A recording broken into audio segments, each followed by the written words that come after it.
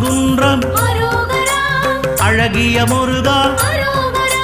தீராவினைகள் தீர்த்திட வேண்டும்